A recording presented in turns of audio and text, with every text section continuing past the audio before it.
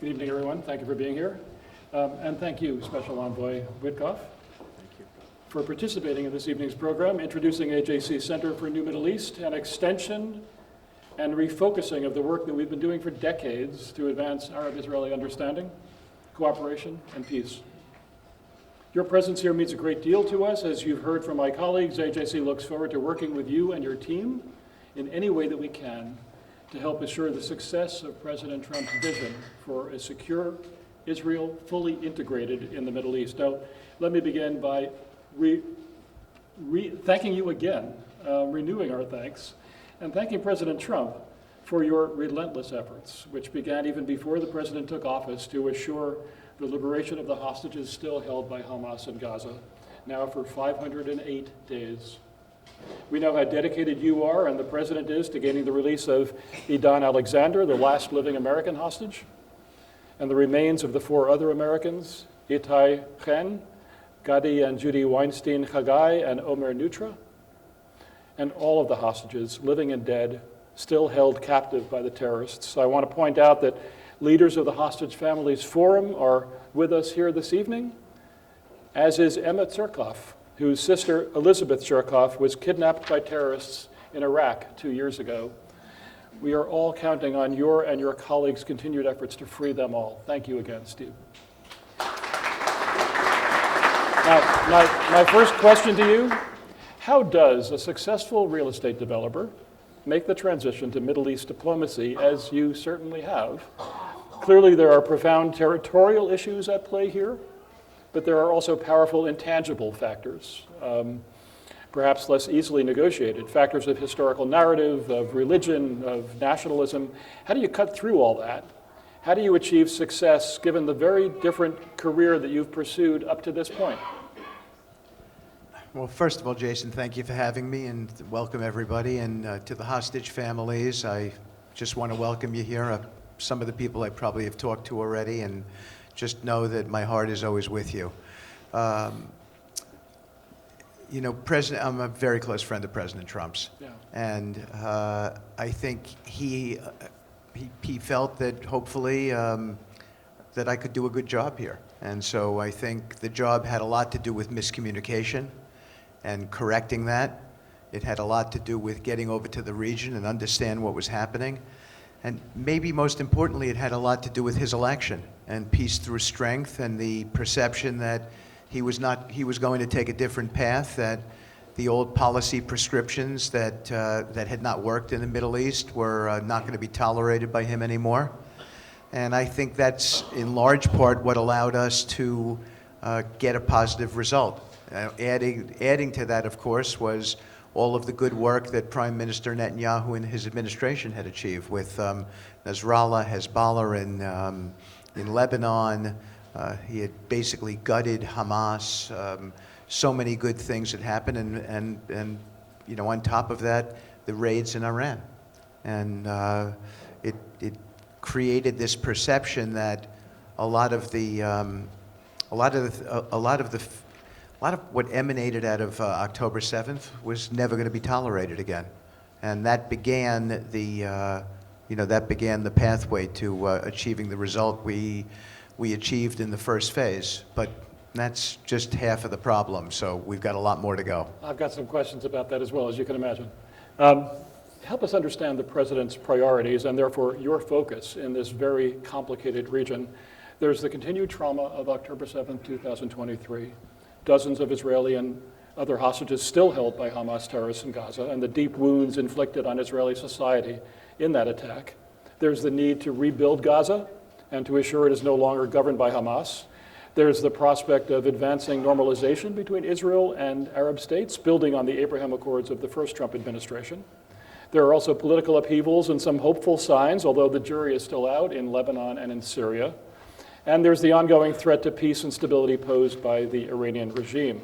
How do you prioritize? What are your expectations for success on these many tracks?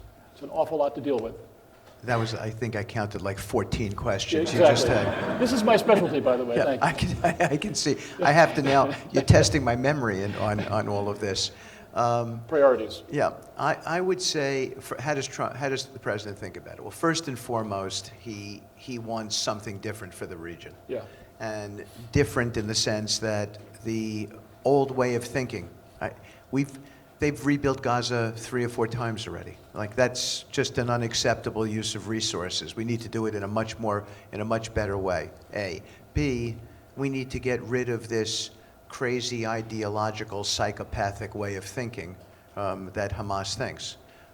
What they did, it can never be tolerated. I saw a film that many in this room did not see, made by Southern Command when I was in Gaza, and it's horrific. I mean, it is a horrific film, what happened in this film and what they did to people. So this is not the act of people who are going to war. This is the act of barbarians, and it can never be tolerated. Normalization is critical for the region. Saudi Arabia embraces it because they can't finance in their own markets today. And why? Because there's so much war risk. I actually saw Jamie Dimon today, and I discussed it with him, and I said to him, think about an area like Saudi Arabia. They have tons of money, but they can't leverage their money. And they can't because the underwriting risk on war is just too, it can't be underwritten. So you're not going to see a typical senior financing go into those marketplaces. They can finance if they do a deal in New York, and they can't finance in their own country. It makes no sense. So, and that's going to lead to a lot of stability. In terms of the Iranian crescent, it's basically been decimated. Look at what's happened with Syria. No one ever thought that that was going to happen. We've got an epic election in Lebanon. And so tons of things happening. Lebanon, by the way, could actually normalize and come into the Abraham Peace Accords, as could even potentially Syria.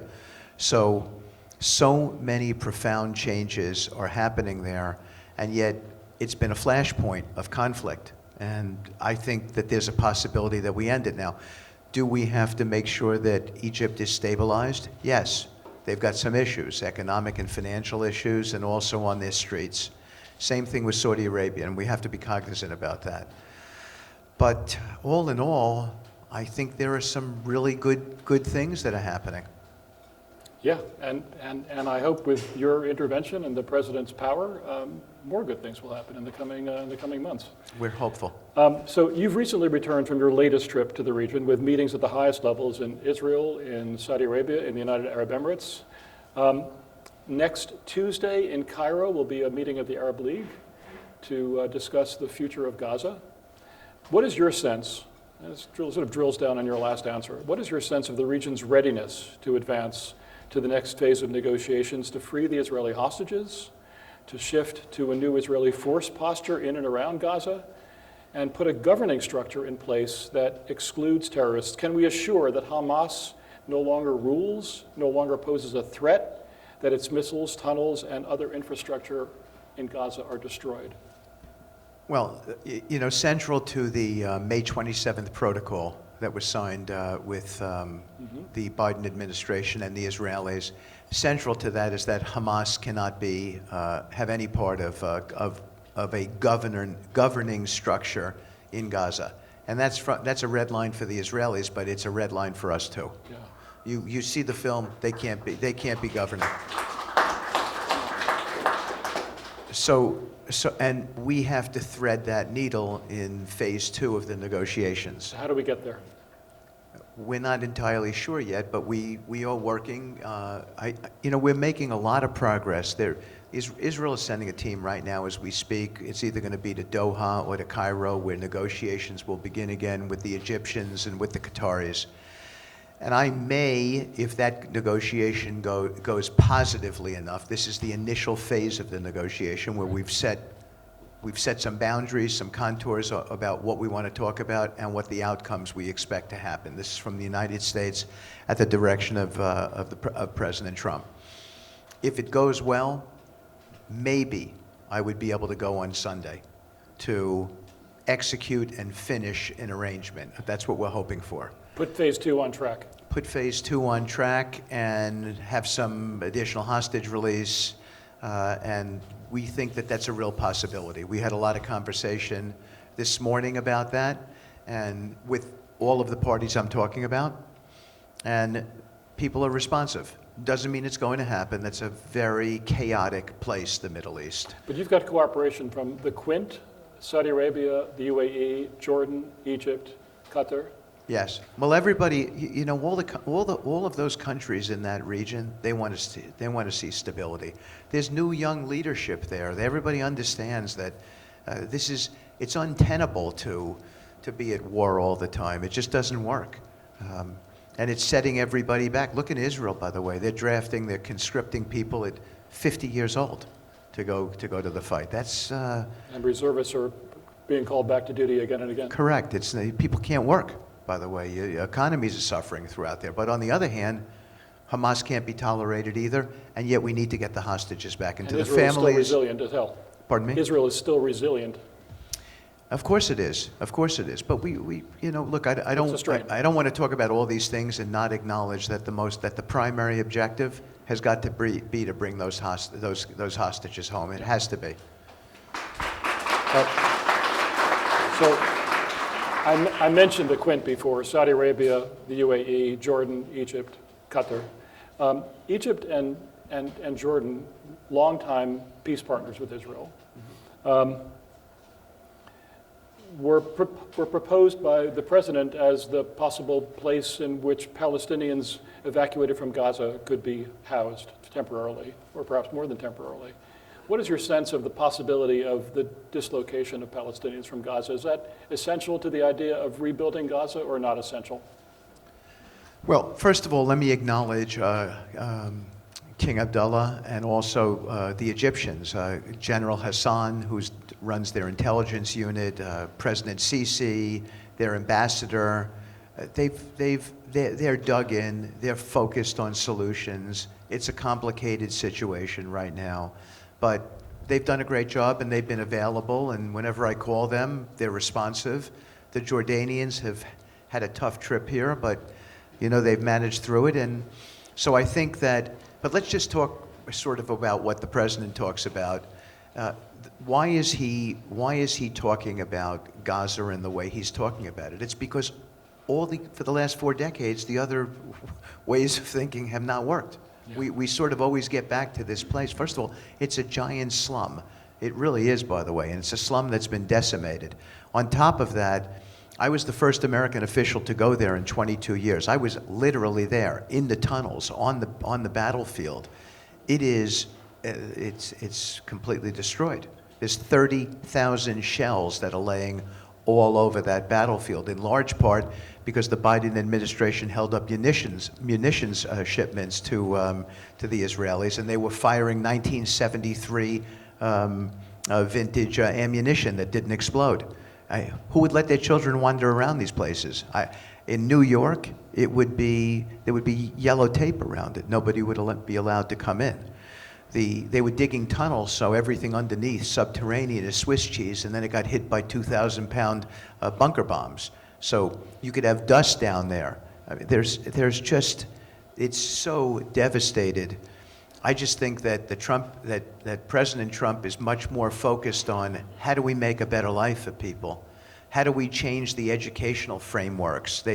Right now, people are growing up there in textbooks in the first grade. They're seeing AK-47s and how you fire them. This is just insanity what's going on out there. So we have to directionally change how people are thinking there, how they're going to live together. People talk about two-state. We at the Trump administration talk about how do you get to a better life. If you have a home in Gaza in the middle of a slum that hasn't been fixed up correctly, is that as good as aspirationally having a great job and being able to know that you can send your kids to college and they can become lawyers or doctors and so forth? That to me is what we want to achieve. And when we began talking about Gaza, we were not talking about a giant eviction plan. What we were talking about was the fact, unlike the Biden administration, and this is not a knock on them, it's that they didn't do their work correctly. The Biden administration, that May 27th protocol is based on a 5-year redevelopment plan. You can't demolish everything there and clean it up in 5 years, let alone x-ray it on a subterranean level and figure out what foundations exist, what conditions exist to hold foundations, and then what we should build. It's easily a 15-year plan, and it might be 20 or 25 years. And the Wall Street Journal, one of the most mainstream publications, 2 days ago, finally came out with a major article talking about that and basically validating what we've been talking about. Once you understand it from that perspective, you understand it's not about an eviction plan. It's about making it, creating an environment there for whoever's going to live there that's better than it's ever been in the last 40 years. Steve, thank you. Before October 7th, 2023, the betting in many foreign policy circles, as you know, was that the Kingdom of Saudi Arabia and Israel were closing in on a deal to normalize relations, coupled with an enhanced security agreement between the U.S. and Saudi governments and Saudi access to the full nuclear fuel cycle under U.S. safeguards. Where would you say that formula stands today? Is that still the framework that you're expecting will describe the relationship between the United States and Saudi Arabia and between Saudi Arabia and Israel? Well, that's why I keep on going back to the May 27th protocol, because it's chock full of misinformation. And so the Saudis were operating, as were the Israelis, as if you could redevelop and reconstruct Gaza in 5 years. You can't. You can finish demolition, you can finish refuse removal, you can do all of that in 5 years, but for that, there's nothing else is going to get accomplished. So when the Saudis talked normalization with the Israelis and defense treaty, they were thinking about it on a 5-year time frame. Once you begin to think about it as a 15 or a 20-year deal, it almost begs the question, are Gazans going to wait? Do they even want to wait? I mean, if you're a mother and a father and you've got 3 kids, do you want to wait 20 years to maybe have a nice, safe home there? And this has nothing to do with relocation. Maybe we should be talking about relocation, or excuse me, the ability to come back and later on. But right now, right here, right now, Gaza is a long-term redevelopment plan. And I think once the Saudis begin to incorporate that into their thinking, and the Egyptians, and UAE, and everybody who has a vested interest in Gaza, I think you're going to see development plans that more mirror the way the president is thinking than what the May 27th protocol contemplated. Are you suggesting that the possibility of normalization between Israel and Saudi Arabia will come after there is a fully formed Gaza redevelopment plan? I think so, because fully implemented Gaza redevelopment plan. I believe that. I believe it's sequentially logical, because that's when you begin to think about how Gazans are going to think about it. Right now, we're talking about it in the abstract. And there are many countries, by the way, out there that from a humanitarian standpoint, we've talked to many of them, are actually extending themselves and saying, hey, look, we'd love to be a part of some sort of permanent solution for the Gazan people. No one wants to see the Gazan people in some sort of diaspora, and they're sort of disengaged, and that doesn't work. That only is going to fester and lead to more radicalism in the region. So we've got to get a solution for it, but we need to level set the facts first, and the facts have not been level set. They've been thinking about this from the perspective of facts that are inaccurate. Now we've level set those facts. We're going to conduct a summit pretty soon with probably the biggest developers in the Mideast region, many of the Arab developers, lots of master planners. I think when people see some of the ideas that come from this, they're going to be amazed. Steve, thank you. Final question. From AJC's many contacts and visits over many years across the Arab world, including regular exchanges over 3 decades in Gulf Cooperation Council countries, we've come to believe in the inevitability of Israel's full integration in the region. That the more the region's leaders and elites focus on the potential advantages to their societies, including their security, of normal relations with Israel, the more likely it is that we'll achieve that goal. Is that the sense that you have as well from where you sit? I do. I think that the people of Israel want to live in peace with the people of the Middle East, and it could be an incredible... And vice versa. And vice versa. That's it. I had a discussion with His Royal Highness's MBS's brother yesterday, the defense minister, an exceptional man, by the way, and we talked about how Saudi could become one of the best investable markets out there when it can be financed. Think about this. The United States today has the greatest capital market system that the world knows. And when you have a great capital market system, when you can borrow, when you can lease a car, when you can buy a home and mortgage it, all those different things, it drives an economy, it propels it. Right now in the Middle East, it's very difficult to finance. The banks don't want to operate it. Why? Because tomorrow a Houthi missile could come in if you're building a data center and poof, it's gone. Banks don't have to underwrite that risk in New York City or Washington, D.C. or American cities. So I think as you get more stabilization there, I think the real estate values are going to go through the moon. And we talk about this. Israel is a bedrock of great technological innovation. I think, all of the Arab countries, UAE, Saudi, Qatar, they're into blockchain, robotics, they're into hyperscale data centers. These are the things that interest Israel, and yet they're driving so much of the tech surge out there. Imagine all of them working together. Yeah. It could be an incredible region. So we're hopeful for that prospect. That's the way the president thinks about it. We talk at length about this, and he gives us the direction, and we follow it, and that's his direction. I thought I heard applause about to begin, but I will ask you to hold for a second because I just want to thank you, Steve Witkoff, for sharing your vision and the president's vision for how to move forward to build a more stable and prosperous and peaceful Middle East. And you've laid it out for us, and we very much appreciate your coming here to talk about it. Thank you. Thank you.